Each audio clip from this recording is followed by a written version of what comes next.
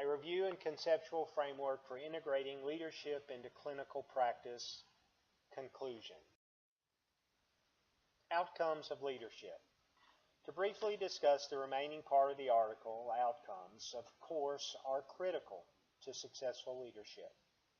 Generally speaking, the author states that although there is no definitive research to substantiate the claims, it's believed that effective leadership can result in enhanced credibility, improved relationships, higher morale, mutual respect, empowerment of those being led, innovation, creativity, and greater satisfaction and contentment, just to name a few.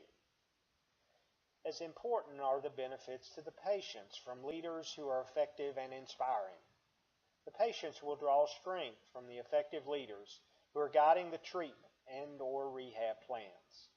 They also will have more confidence in the athletic trainer who is assessing an injury. Leadership versus management. Leadership usually results in change, while management is more predictable and inclined to support the status quo. Management leadership is risk-averse leadership. Leadership, on the other hand, involves taking risks. Effective leadership may actually be a combination of both.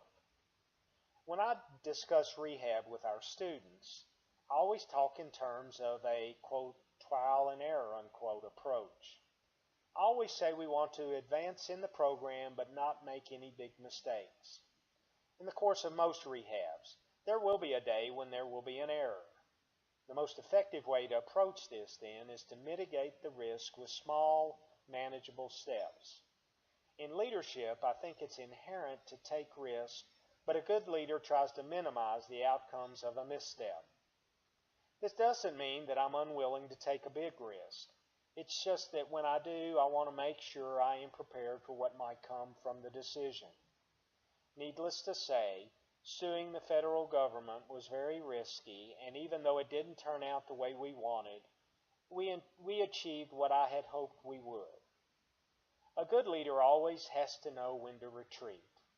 Regarding the CMS action, our legal advisor wanted us to continue to pursue the action by going to the Supreme Court, even after a judge in Dallas threw our case out. All of us who were involved weighed the choice, and unanimously, staff, the board of directors, and I decided it wasn't worth the expense and toll it would take on the association. We each realized that even being heard by the Supreme Court was a long shot with very little chance of it being a success. I was willing to take a huge risk on behalf of the NATA members, but also had to realize when the risk wasn't worth the gain. Leadership can be learned. I agree and believe that regardless of age or experience, leadership is never perfected and is always a combination of innumerable factors that are a mix of genetics and environment.